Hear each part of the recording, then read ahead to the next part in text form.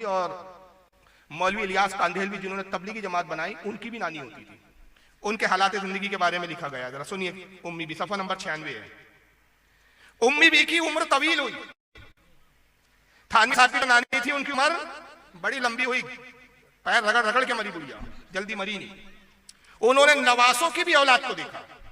आखिर उम्र में बसारा चलने फिरने से माजूर हो गई थी। अब मर्जुल मौत में 3 साल कामिल साहिब फराश रही। साहिब फराश यानी बिस्तर पर ही पड़ी रही, 3 साल तक बिस्तर से उठी नहीं, बिस्तर पर ही हगनाम उतना सब कुछ चलता था। मगर न कल्बी व लिसानी जिक्रुल्लाह में फर्क आया, न सब्र और रजा बरकजा में कमी लाहक हुई। यानी बिस्तर पे बैठे बैठे भी सब्र करती थी, शिकायत नहीं करती थी अल्लाह का, जिक्रुल्लाह करते रहती थी, सब्र करते रहती थी। जिक्र में भी फर्क नहीं आया, सब्र में भी फर्क नहीं आया, दिल से कल्बी जबानी दोनों तरह का जिक्र चलता रहा। जिस मरीज को 3 साल मर्ज इसहाल में इस तरह गुजरे, मर्ज इसहाल समझता है आपको किसको बोलते हैं? बोलिए यार, यूपी वाले तो बहुत जल्दी समझना चाहिए। हमारे महाराष्ट्र में थोड़ा समझाने में तकलीफ जाती है, क्योंकि उर्दू कम बोली जाती है वहां, अंग्रेजी और मराठी ज्यादा पढ़ते हैं लोग। आपके यहाँ तो उर्दू ही चलती है। इस मर्ज इसहाल कहते हैं लूज मोशन, जिसमें कंटिन्यू पैखाना होता रहता है। पाखाना लगना भी जिसको बोलते हैं ना, अंग्रेजी में क्या बोलते हैं उसको? Loose motion. कितने साल लूज मोशन की बीमारी रही? 3 साल लगातार बिस्तर पे हकते रही बुढ़िया। अब जाहिर है बार बार पाखाना कर रही है, कितने बार उठाए, कितने बार धुलाए। तो घर वालों ने क्या किया? पोतरे रख दिए थे। पोतरे हमारे उसको फाली भी बोला जाता है, वो जो छोटे छोटे बच्चों को पहना दी जाती है ना, उसी में सुसु वगैरह। आजकल क्या डाइट, उसको क्या बोलते हैं? डायपर। डायपर जो है कपड़ों के बना के पोतरे बोलते हैं उसको उर्दू में। पोतरे रख दिए गए। अब मरी बुढ़िया उसी पोतरे में हकती थी और वो पोतरों में ही पाखाना जज्ब होता रहता था, पतला पतला। क्योंकि जिसको लूज मोशन होते हैं तो गाढ़ा नहीं होता, वो पतला होता है, पानी की तरह उसमें होता रहता था। अब आगे सुनिए। जिस मरीज को 3 साल मर्ज इसाल में इस तरह गुजरे कि करवट बदलना भी दुश्वार हो, उसके मुतालिक ये ख्याल बेमौका न था कि बिस्तर की बदबू धोबी के यहां भी ना जाएंगी। मगर देखने वालों ने देखा कि गुस्ल के लिए चारपाई से उतारने पर पोतरे निकाले गए जो नीचे रख दिए जाते थे, उनमें बदबू की जगह खुशबू और ऐसी निराली महक फूटती थी कि एक दूसरे को सुंघाता था। लो तुम भी सुन। 3 साल जिसमें बुढ़िया पाखाना करते थे उसमें खुशबू थी भाई, बदबू नहीं थी। करामत देखो बुढ़िया की। और वो खुद क्या करते थे? पोतरे एक दूसरे की नाक के पास ले जाके सो। पूरी महफिल में यही चल रहा था। तो कहते हैं कि फिर ये हर एक दूसरे को सुंघाता था और हर मर्द औरत ताज्जुब करता था। चुनांचे बगैर धुलवाए उनको तबर्रुक बनाकर रख लिया गया। गौसे पाक की नियाज इनका तबर्रुक नहीं, सुअर से ज्यादा हराम। मोहर्रम का खाना इनका, मोहर्रम का शरबत तबर्रुक नहीं, कुंडे इनके तबर्रुक नहीं। तबर्रुक क्या है? पखाने के पोतरे, और उसको तबर्रुक बना के रख लिया गया। तो ये इस फिरके का हाल था। और इनके मुल्लाओं ने चूंकि फतवे दे रखे थे कि साहब ये सब जायज है, बल्कि यहां तक लिखा नुज़ुल अबरार में मनी का खाना और मनी का चाटना भी पाक है, नऊज़ुबिल्लाह मिन ज़ालिक। यहां तक लिखा गया कि जिन जानवरों का गोश्त हलाल है, उन जानवरों का गोश्त जिनका हलाल है, उनका पेशाब भी हलाल है, उनका पखाना भी हलाल है। यही वजह है कि ऊंट के पेशाब पीने के फतवे बाकायदा दिए गए। और जरा देख लीजिए ऊंट के पेशाब। ऊंट के पेशाब को चूंकि पाक मानते हैं, वक्त आने पे उससे वुजू भी कर लेते हैं ये लोग, पीते भी है।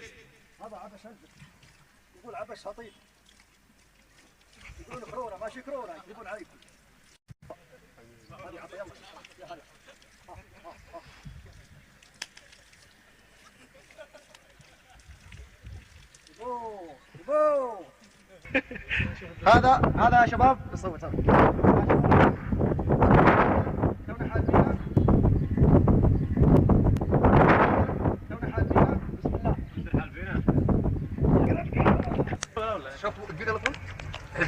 पहले उसने अरबी में जुमला कहा जब पेशाब लिया, हादा शबाब, मतलब बिल्कुल ताजा है।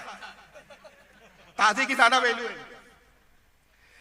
हो सकता है कोई कहे कि भाई वो कुछ लोग होंगे पी रहे होंगे, इससे हमारे क्या, हमें क्या गलत, हम तो नहीं पीते। आप नहीं पीते अलग बात है, आपके मौलियों ने किताबों में उसके जायज होने का फतवा दे रखा है। तो जिस जमात के मौलियों का यह हाल है, उस जमात के पीछे चलोगे आप, उन जमात के मौलियों के पीछे नमाज पढ़ोगे तो आपका भी हश्र तो वही होगा ना।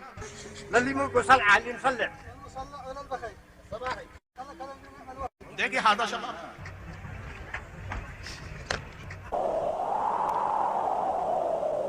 ये वहां की औरतें वो भी पी रही है।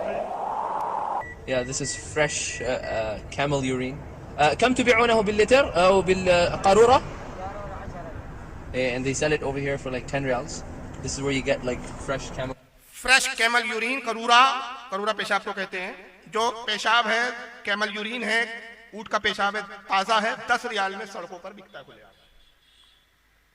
तो ये अल्लाह की मार नहीं है तो क्या है कि तुमने मेरे बुजुर्गान दीन की नियाज को हराम कहा, नजीस कहा, दुरूद सलाम को नजीस कहा, ये चीजें तुम्हें खानी पड़ेंगी, ये चीजें इनके हलाल कर दी गई। तो ये इस फिरके का रुख है, ये इस फिरके की हालात है। और यही नहीं बल्कि फतावा रशीदिया मेरे सामने यहाँ रखी हुई है, आइए जरा किताब देख लें आप। और मैं ये दिखाने से पहले हदीस, दिल चाह रहा है कि एक हदीस की तिलावत कर दूं मैं। हज़रत उम्मे सलमा रज़ी अल्लाह ताला अन्हा सरकार की ज़ौजा मुतार्रा है, सुनन इब्न माजा और मुसन्नफ अब्दुल रज़्ज़ाक़ और बहुत सारी किताबों में हदीस आई है, नसाई में भी है कि हज़रत उम्मे सलमा कहती है कि आका सल्लल्लाहु अलैहि वसल्लम की आदत करीमा थी कि सरकार रोजाना फज्र की नमाज के बाद दुआ फरमाते थे। दुआ में ये अल्फाज फरमाते थे, अल्लाहुम्मा इन्नी असअलुका इल्मन नाफ़िअ व रिज़्क़न तय्यबा व अमलन मुतक़ब्बला।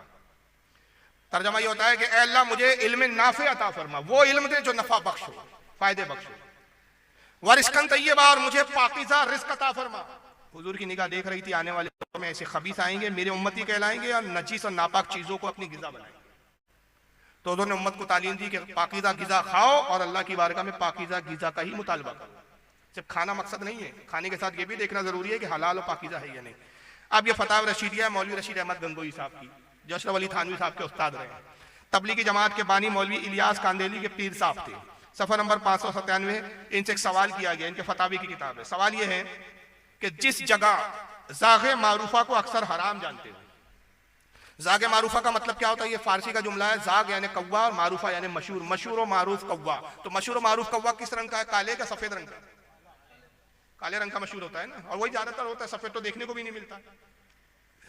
तो सवाल पूछने वाला कहता है कि जिस जगह काले मशहूर कौवे को खाना हराम जानते हो लोग, खाने वाले को बुरा कहते हो, अगर कोई काला कौवा खाए तो उसको बुरा भी कहते हैं लोग, तो ऐसी जगह इस कौवा खाने वाले को कुछ सवाब होगा या ना सवाब होगा ना अजाब, या सवाब होगा नहीं होगा या होगा या अजाब होगा, क्या होगा आखिर? गंगोई साहब छोटा सा जवाब देते, जवाब सवाब होगा। गाय खाने पर सवाब नहीं है, बकरा खाने पर सवाब नहीं है, मुर्गी खाने पर सवाब नहीं है, लेकिन काला कौवा खाने पर सवाब है। तो कौवा ये खाएंगे, नजासत वाली चीजें ये चाटेंगे। और इसकी मिसाल इसने किस चीज से दी? मिसाल दी इसने पाखाने से। और एक गंदी मिसाल दुरूद सलाम पर चिस्पा की और कहता है कि जैसे आदमी बीमार हो जाता है, डॉक्टर कहता है पेशाब और पाखाना टेस्ट कराने के लिए लाओ, तो वो जाता है, मरीज घर में पेशाब पाखाना करता है और एक खूबसूरत सी अच्छी सी पॉलीथीन के अंदर प्लास्टिक की थैली में पाखाना लेकर चलता है। तो बेवकूफ आदमी समझता है कि इसमें हलवा है, जब खुलेगा तो पता चलेगा कि हलवा नहीं है, इसमें गलाजत है, बदबू है, ताफून है, नापाकी है। उसी तरह कुछ चीजें देखने में अच्छी मालूम होती है। तो दुरूद पाक पढ़ते हुए मस्जिद में आप माइक लगा के चीख चीख पढ़ते हैं, देखने में तो बड़ी अच्छी मालूम होती है कि भाई ये तो दुरूद पाक है, लेकिन ये दुरूद पाक नहीं है, दुरूद नापाक है। कयामत के दिन जब ये थैली खुलेंगी तो पता चलेगा कि दुरूद पाक नहीं था, दुरूद नापाक था। जो नबी पर दुरूद और सलाम पढ़ने को पाखाने की मिसाल से तशबीह दे, वो कैसे मुसलमान हो सकते हैं? इनके पीछे भी नमाज हो जाएंगी आपकी,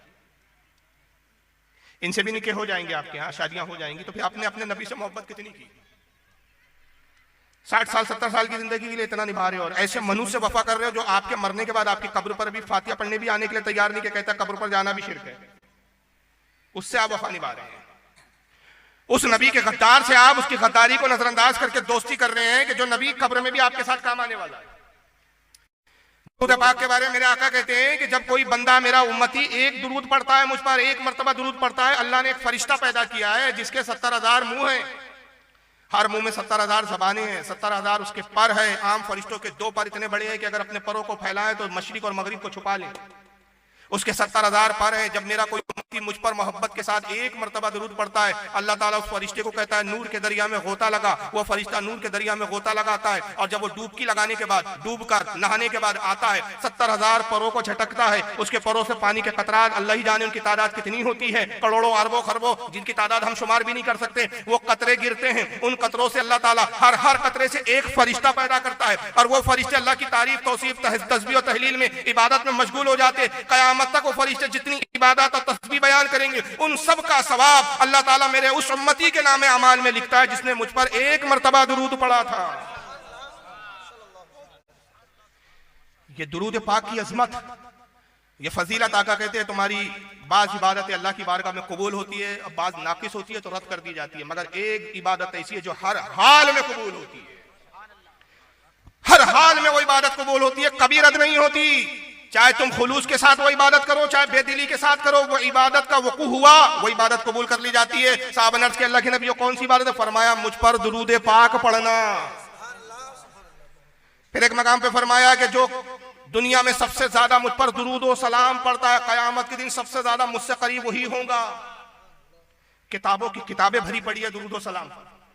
वक्त का मुहद्दिस शाह अब्दुल हक मुहद्दिस देहलवी जैसा वक्त का मुहद्दिस कहता है, अल्लाह मेरा कोई अमल नहीं, अखबारुल अखियार उनकी किताब है और छापा भी इन देवबंदियों ने, अल्लाह मेरा कोई अमल ऐसा नहीं जो तेरी बारगाह में कबूल हो सके। मुझे अपने हर अमल में कोताही नजर आती है, खामी नजर आती है, मगर एक अमल ऐसा है जो तेरी जो है फजल करम से बड़ा शानदार है, और वो ये कि महफिल मिलाद में खड़े होकर मैं तेरे नबी की बारगाह में दुरूद और सलाम पढ़ता हूँ।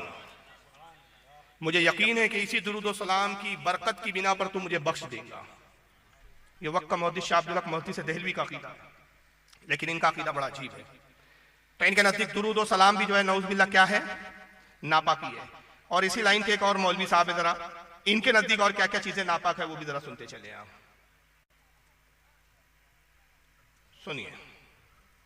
9 मुहर्रम को हुसैन के नाम पे ज़िबा होने वाला गोश्त लेने वालों कहते हैं, बेटा ये पड़ोसी है, मुहर्रम का गोश्त लाया है, शबरात के कुंडे लाया है, ले लो कोठे पे सट दिया जे, ना खाया जे। अगर ना लोगे तो दोस्ती खराब होगी। तू लेकर कोठे पे फेंकेगा, तेरे बेटे कहेंगे अब्बा जान ले लिया करते थे, छुप के खा भी लिया करते थे, खा लो। गैरत ईमान ये है जो गैरुल्लाह के नाम की चीज है। वो 11वीं का दूध हो, वो बीबी फातिमा की सन के हो, वो किसी हजरत के दरबार पर तकसीम होने वाला दूध हो, कहो ये गैरुल्लाह के नाम पर है, सुअर से ज्यादा हराम है, सुअर से ज्यादा हराम है। अहले तौहीद इसको कबूल। तो 11वीं का दूध हो, एक नंबर का बेवकूफ। 11वीं में दूध नहीं बिरयानी बनती है। खुद की मालूमात नाकिस और चले हैं सुन्नियों का रद्द करने। 11वीं का दूध हो, शबे बारात के कूंडे हो। अबे कूंडे शबे बारात में नहीं, रजब में होते हैं। कूंडों को शबे बारात में लेके चला गया। या मुहर्रम का गोश्त हो, अबे मुहर्रम में गोश्त नहीं, मुहर्रम में दूध और शरबत मिलाया जाता है। सब उलट पुलट कर दिया। माँ को बाप बना दिया, बाप को माँ बना दिया। वहशत में हर नक्शा उल्टा नजर आता है, मजनू नजर आती है, लैला नजर आता है। ये कैफियत है इंसाफ। चलिए उलट पुलट के बाद जो नतीजा इनका था, जो नतीजा खास किया कि गैरुल्लाह के नाम पर है। क्यों?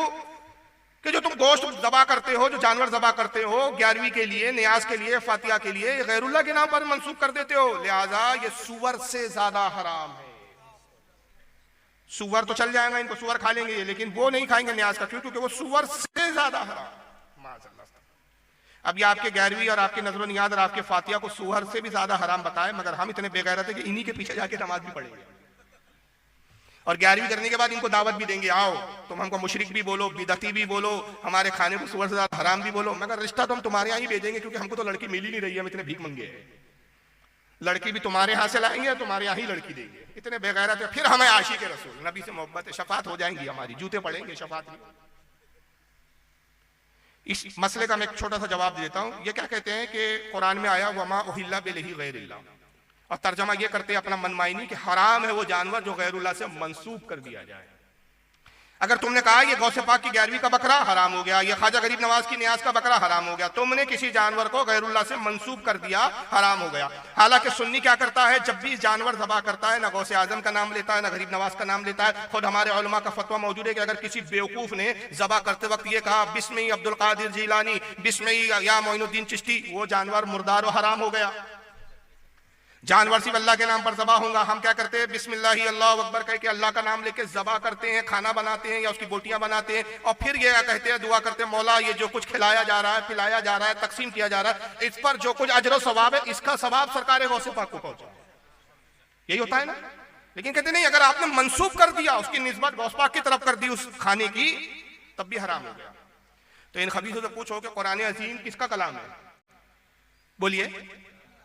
मगर उसकी सूरतों के नाम क्या है? सूरह बकरा गाय वाली सूरत, सूरह नमल चूटी वाली सूरत, सूरह अनकबूत मकड़ी वाली सूरत, सूरह फील हाथी वाली सूरत। इनसे पूछो ये जानवरों के नामों से अल्लाह की कुरान की सूरतें मंसूब है, ये अल्लाह है कि गैरुल्लाह है?